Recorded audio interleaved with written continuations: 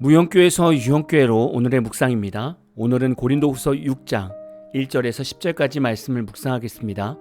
성경 말씀을 듣겠습니다. 우리가 하나님과 함께 일하는 자로서 너희를 권하노니 하나님의 은혜를 헛되이 받지 말라.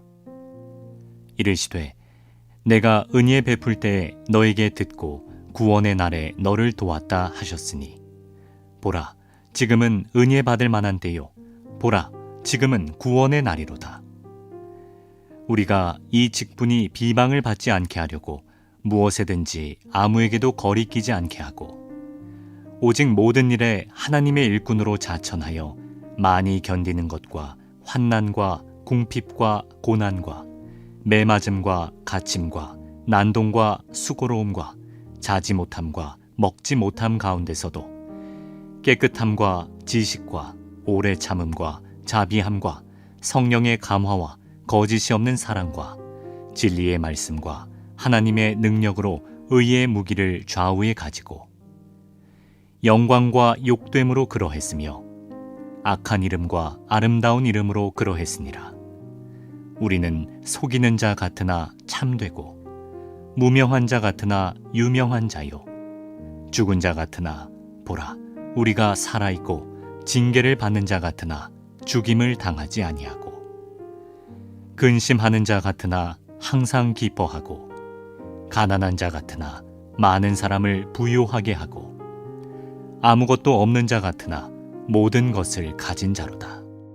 오늘 말씀은 사도 바울이 자신의 사역과 고난을 설명하면서 그리스도인들에게 하나님과의 화해를 받아들이고 신실하게 살 것을 권면하는 내용입니다.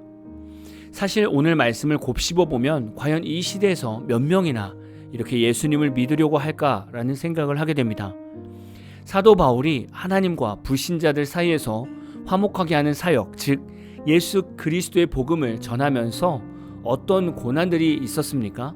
환난과 궁핍, 고난과 매맞음과 갇힘과 난동과 수고로움과 자지 못함과 먹지 못하는 삶을 살았다는 겁니다. 현대 기독교인들이 신하는 삶들이 다 여기 있지 않습니까?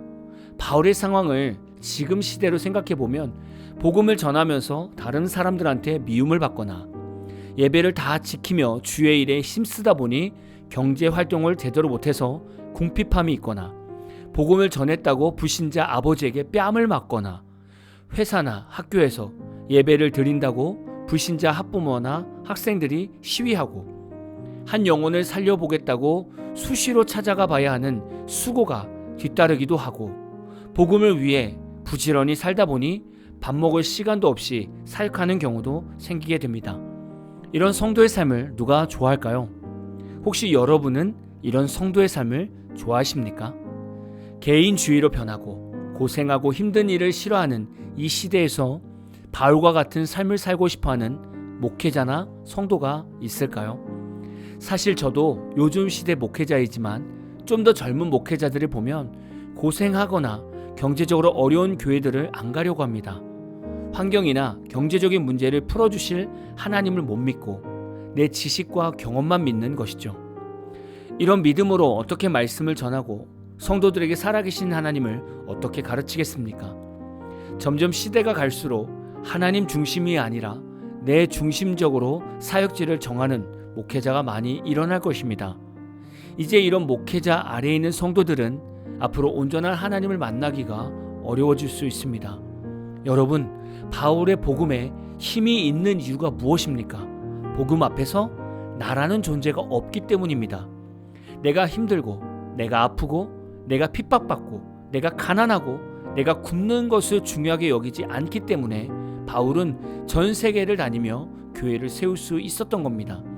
사도 바울은 예수님을 위해 최선을 다해 복음을 전하고 갖가지 고난과 환난을 당했지만 그의 마음속에는 놀라운 확신이 있었습니다. 8절부터 10절을 보면 성도로서 사는 것이 얼마나 귀한 것인지를 잘 말씀하고 있습니다.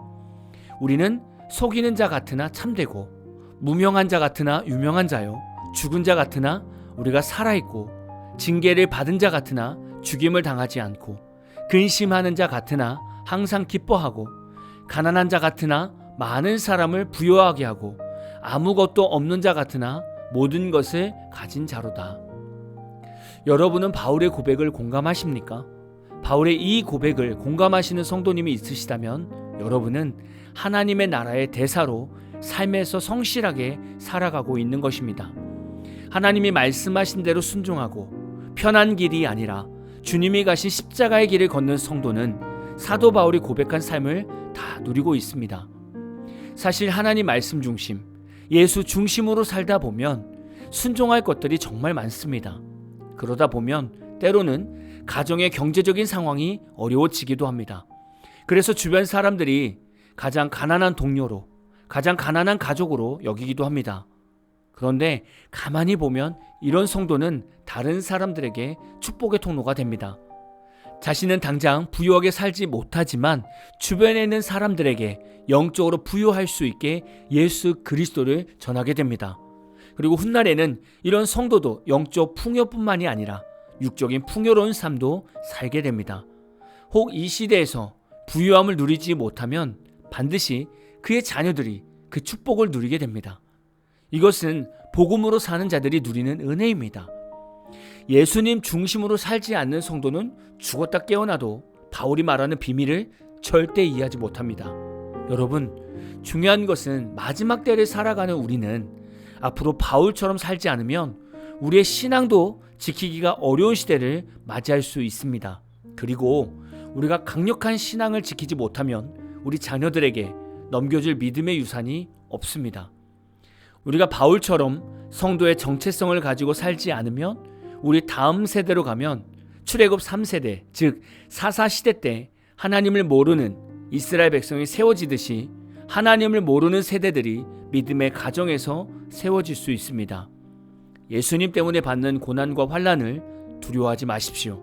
하나님은 저와 여러분의 헌신을 외면하지 않으십니다. 오늘 저와 여러분은 바울이 고백한 삶을 살기 위해서 다시금 마음을 다잡고 참된 성도로 살아가기를 결단하는 귀한 하루 되시기를 진심으로 축복합니다. 오늘 마무리 찬양은 어노인팅의 성도의 노래라는 찬양입니다. 찬양 후에는 잔잔한 연주곡이 있습니다.